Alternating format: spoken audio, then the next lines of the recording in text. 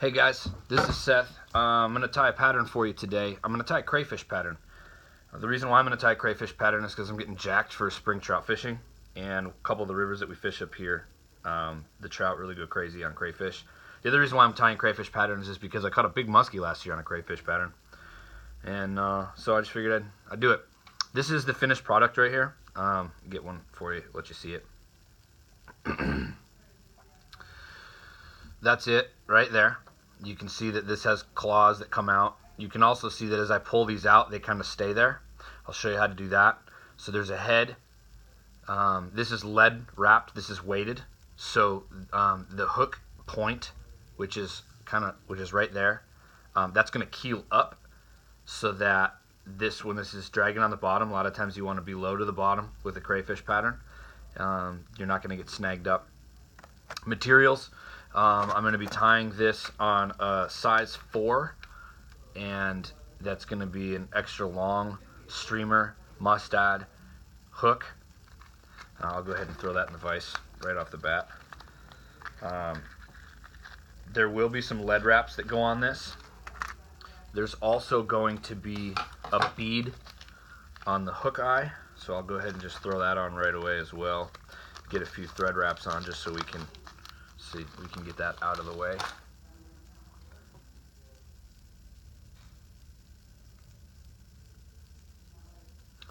Okay, we'll get that started.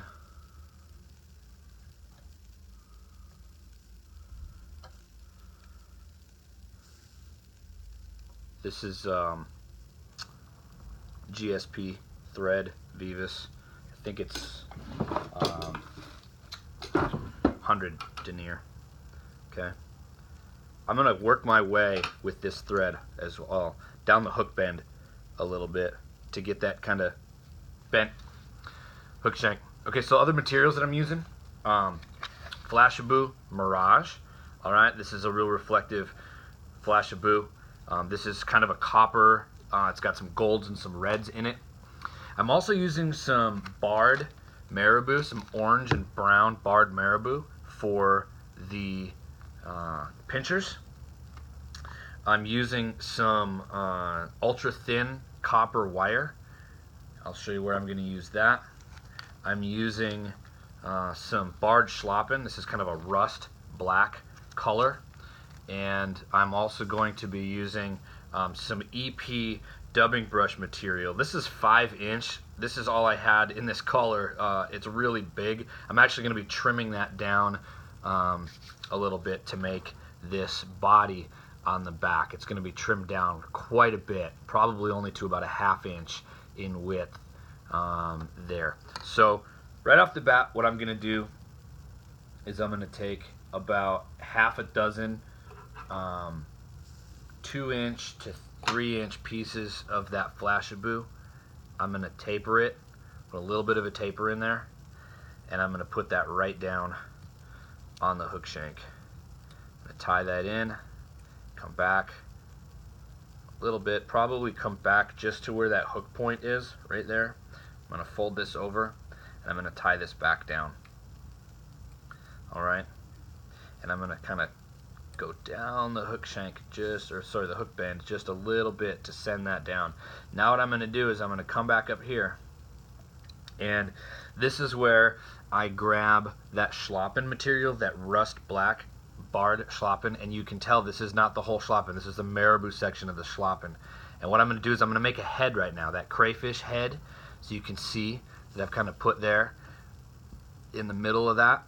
What I do is I build a big kind of material dam right in there, and what that does is when I put these pinchers on, when this gets wet in the water, that big head's going to keep those pinchers separated. So what I'm doing is I'm taking this marabou and I'm literally ripping a whole bunch of that marabou off, and I'm just going to start piling clumps of it and tying clumps of it in right up here at the front of this, the rear of that hook bend. I'm going to work my way forward. I'm also going to tie some of this in, not just on the top of the hook, but I'm going to kind of turn this over a little bit, and I'm going to tie some of it in on the bend here. so that makes a little bit of a bigger head on both sides, so it'll send that material when I'm getting ready to tie my pinchers on there, so that'll kind of push that material out for me. Working my way up, tying that in, back a little bit.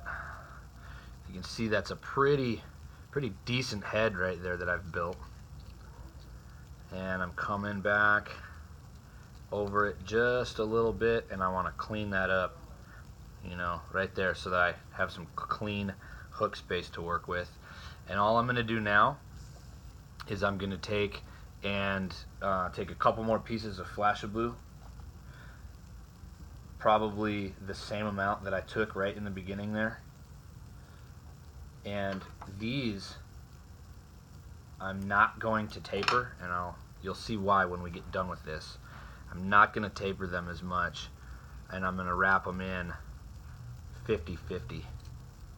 50 back, 50% forward. You'll see why I do this in the end. This is actually going to give us a really cool head pattern once we're done.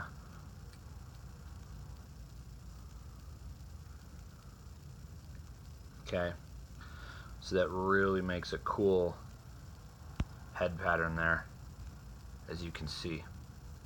Alright, coming back, I'm going to take 2 pieces of this copper wire, or you can take one and tie it back and forth 50-50.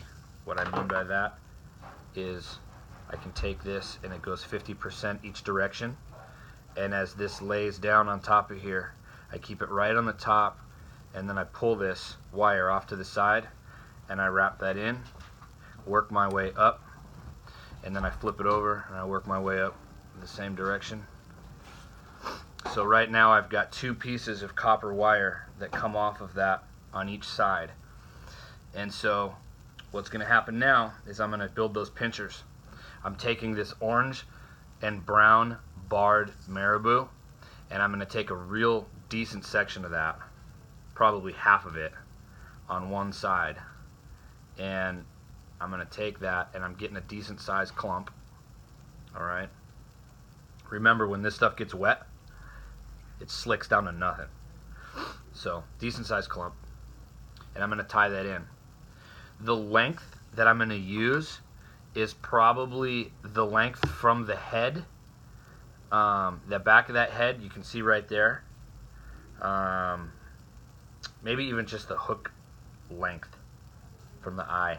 The reason why I'm a little opinionated when it comes to the length of a pincher on a crayfish pattern, the reason why is because if you go online, you can search videos all day and find videos of smallmouth bass and different predator fish trying to scoop up crayfish, and those crayfish will fend off the bigger crayfish with bigger pinchers. They will fend off smallmouth bass. A lot of people, think, oh, the smallmouth just dominate them. That's not true. You can find videos all day long about smallmouth bass that fight off, crayfish that fight off smallmouth bass and other fish just by jacking them with their pinchers on the side of the face. If you've ever felt them, you know they don't feel good. So what I'm going to do now, I'm going to keep, like I said, I'm trying to get a medium-sized pincher here. So I'm going to lay that back so when I tie it in, that it's actually going to stick up further than that head pattern a little bit.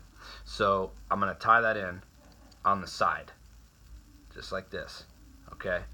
And I'm going to go up, and when I get up to where that copper wire's tied in, I'm literally going to take that wire and I'm going to start wrapping it around the base of that marabou. And what this is going to allow me to do is, as I wrap this, it allows me to kind of keep this pincher separated, so you have 2 distinct pinchers when you're done with this pattern. So I go up about, I don't know, a centimeter, and then I start working my way back down the pincher. It's a great way to use that copper wire. Once I get back down here, I'll literally line that wire up and I'll just wrap it back. So you can see now this is flexible. I can do whatever I want with it, keep it out of the way. I'm just going to keep it kind of outright for now, just like that. Now I'm going to take the other half of that marabou that I had there.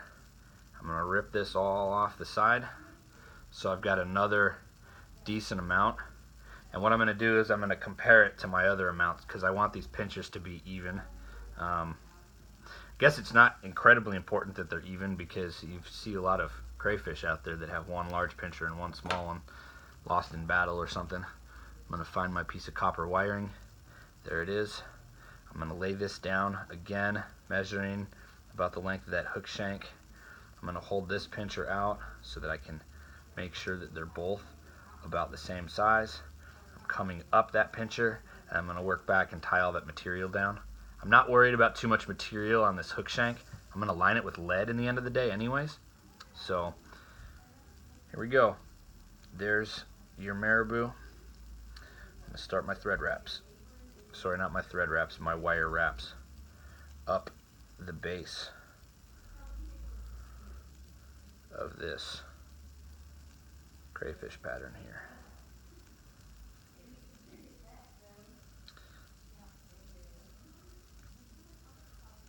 Okay, once I get about a centimeter up there, I'm going to start working my way back down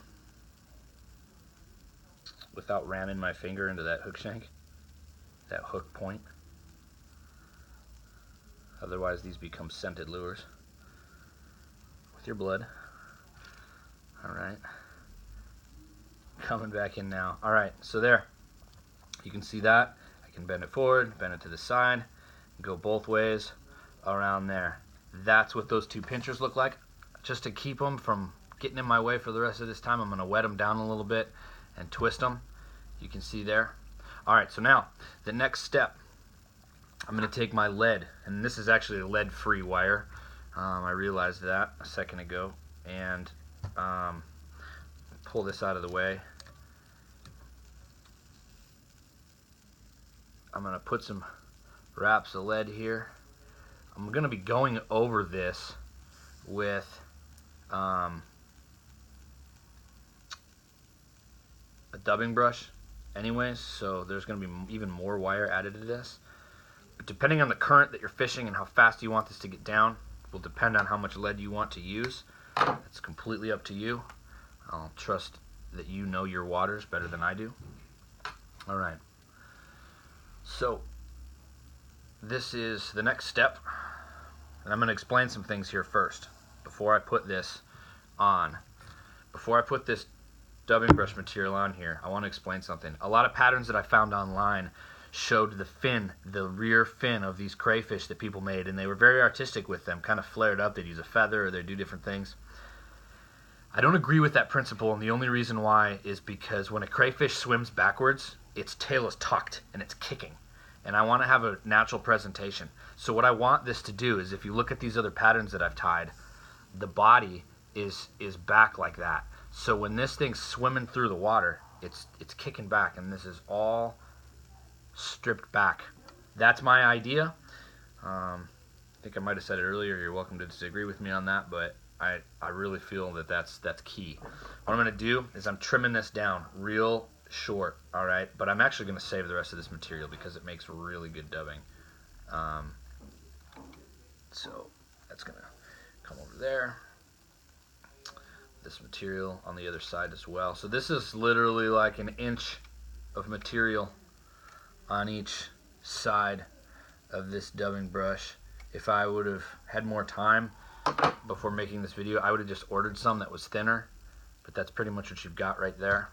So what I'm going to do now is I'm going to tie this in, and I'm going to palmer it back. After I palmer that back, we're pretty much done. So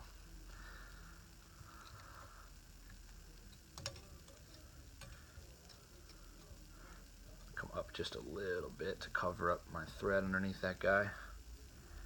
Okay, at this point all we're doing is wrapping this back,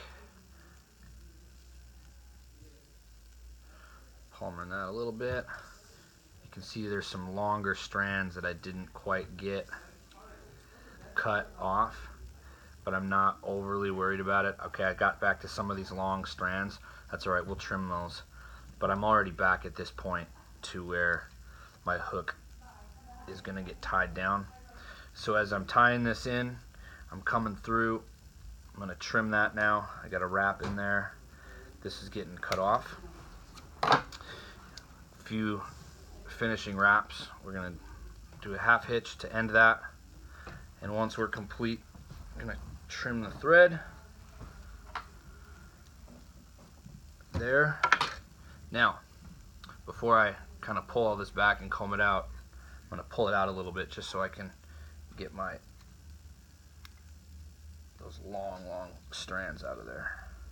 I'm going to pull it out so I can see my length. I'm going to trim this a little bit, but as I trim this, if you ever want to trim materials that you've palmered around, I don't like to hit them this way. I like to kind of come in vertically and trim them. That way it still keeps that natural taper.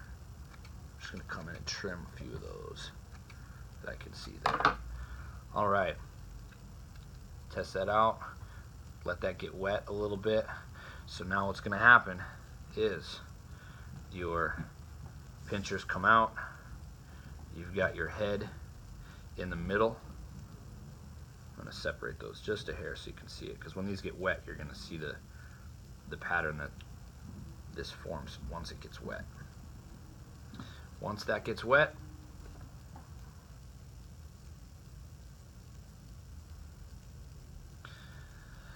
that's your pattern right there.